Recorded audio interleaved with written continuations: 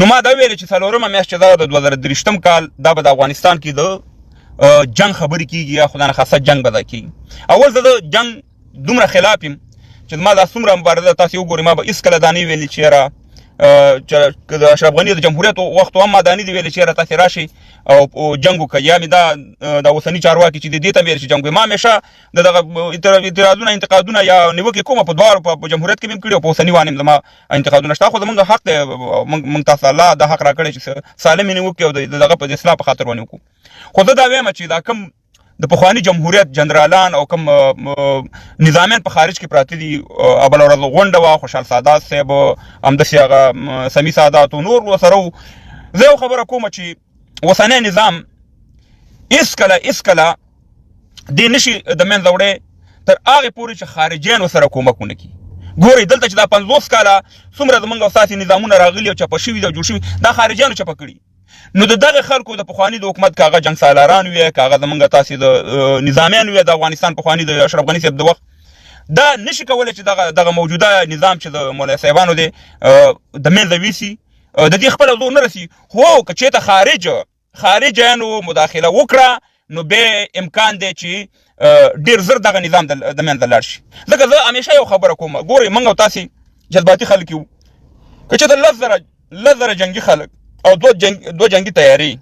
10 زره جنگي خلک او 2 جنگي تیاری پیدا شي، آیا دی حکومت ساتلی شي؟ نشي ساتلی، دی به ځي. خو زه یو خبره کوم چې دغه پخواني نظام والا ته هم دا پیغام پرېږدم او د اوسني دغه ته هم پرېږدم. ښه نن ته رالې د خارج نه بیا رالې مهربانه خارجیان هم درسره راله، کومک هم درسره وکړو، نظامي ډګرګر څه تا دا اوسنی نظام ختم کړو. آیا دا د حل لاره ده؟ آیا په دې باندې موږ کوم حل ته رسیږو؟ آیا موږ افغانستان په دې جوړولی شو؟ نو موږ به همدا به موږ ټول عمر به همدا کار کوو چې راپاسېږو به یو چپه کوي بل چپه کوي. یعنې په دې منځ کې کومه لاره شته د حل لاره؟ یعنې دغه اوسنی نظام چې دی ډېرې نیمګړتیا به لري. زه په ډېرې نیوکې کومه، زما دا ویډیوګانې ټولې په دغه نیټ باندې پرتې دي، لایفونه مې شته دی، په ټیک ټاک کې دا هر څه شته دی. خو زه دا وایم چې د جنګ لاره ګوره دا زموږ په ګټه نه دی، زما افغانان ورونو یا پخواني نظامیان وي یا موجوده چارواکو د افغانستان. ګورئ دلته چې موږ ته ټوپک څوک راکوي، ټوپک هم پردی دی، پیسې چې څوک راکوي پیسې هم پردي دي، صرف زموږ وجود پکې استعمالېږي دا 50 کاله. تا په ما وژنې او ما په تا وژنې. نو د چېرته ګورئ چېرته، او زه پوهېږم چې ګوره دلته دسیسې روانې دي، خارجیان مداخله کوي، په ظاهره وایي چې موږ په افغانستان کې نوره مداخله نه کوو. یعنې تاسې یقین وکړئ چې زه درته په ګرنټۍ یو داسې خبره راته کومه چې تاسې کېدای شي دا خبره تاسو ته نه کړي او دا خبره نوټ کړئ، دا خبره شیر کړئ. دلته پخواني بعضې نظامیان د ټول نه ښیم، بعضې نظامیانو ته اوس هم که هغه په امریکا کې اوسېږي، که په برطانیه کې اوسېږي، که په جرمني کې اوسېږي، که په فرانسه کې اوسېږي، که په هالند کې اوسېږي، که د دنیا په هر کونج کې اوسېږي، هغه ته تنخوا راځي په ډالرو باندې. یعنې څه مطلب څه دی؟ ولې ډالر باندې تنخوا ورته راځي؟ څه دپاره راځي؟ د دې دپاره چې ساتلي دي چې دا آینده کې د افغانستان دپاره یو سرخوږی جوړ کړي. کېدای شي زموږ ملا صاحبان دا زما خبره سي ادي وایي چې یاره دا ته څه شی خبره کوي، خو دا خبره حقیقت ده. که نړیوال وغواړي نړیوال، نو زمونږ ته خطر هم پېښولی شي. د خدای دپاره افغانستان بس دی، نور دغه وینو د دغه کونډ یتیمان دغه نه نور موږ ستړي وو، بس دی، نور دا د جنګ خبرې مه کوئ. ورونو په جنګ باندې زموږ مشکل نه حل کېږي. 50 کاله وشو موږ جنګونه کوو، موږ څه شی وکړه؟ خپل ورونه هم تباه کړه، خپل خلک هم تباه کړه، خپل ملک هم تباه کړو.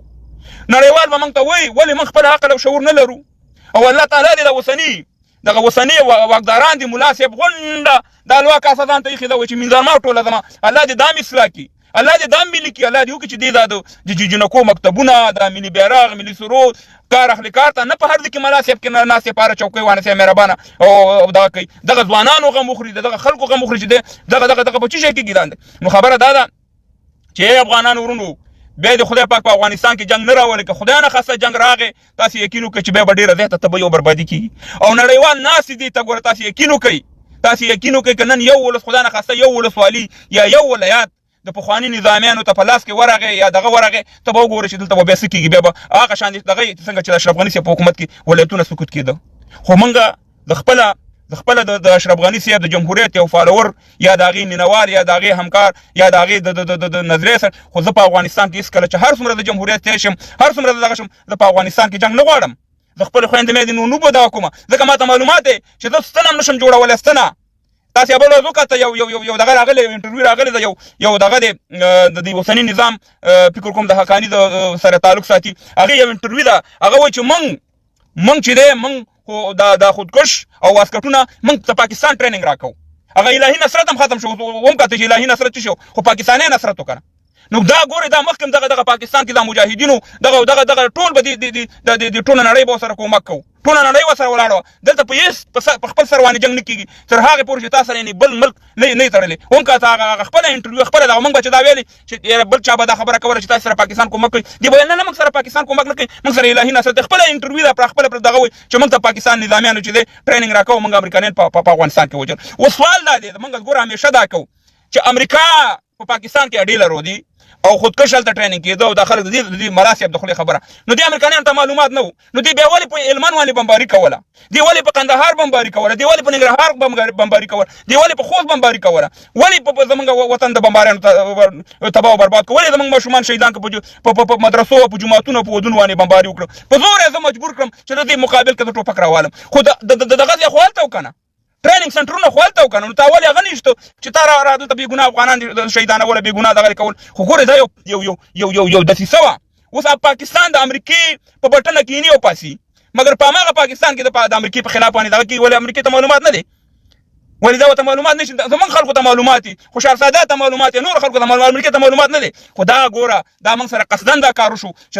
زما کور یې بمبار کړو اوس ته زما کور بمبار کړي زما د فامیل 3 4 5 کسان ووژني خو زه مجبور یم که پاکستان وي هم ورته ورځم د هغې نه کومک اخلم او که یهود وي هم د هغې نه کومک اخلم ستا په مقابل کې جنګېږم که نه بیا خو زه حق لرم مګر همدای ما سره قصدن وکړو چې زه یې راوچت کړم سم د افغانستان سیمې رمانه په زور د خلکو کورونو ته لاړه مشکلات یې جوړ کړه ټولې خبرې شته بعضې خلک په دې شي نو پردې چې زه پې پردې نه اچوم ما مخکې دا خبرې کړي نه یې ولا کې د دې اوسني نظام دپاره کوم نه ولا کې ورته لابي کومه دا خبرې ما زه هغه سړی یم هغه چې یقین وکړي چې ما په هره بمبارۍ چې افغانستان کې شوې د امریکایانو کړې ما پې هغه اوچت کړی هر ظلم چې شوی ما پې ویډیو یا ویډیوګانې کړي دي هغه ټول زما په نیټ کې په دغه کې پرتې دي په یوټیوب چینل کې زه د چا دپاره دغه نه کوم خو خبره دا ده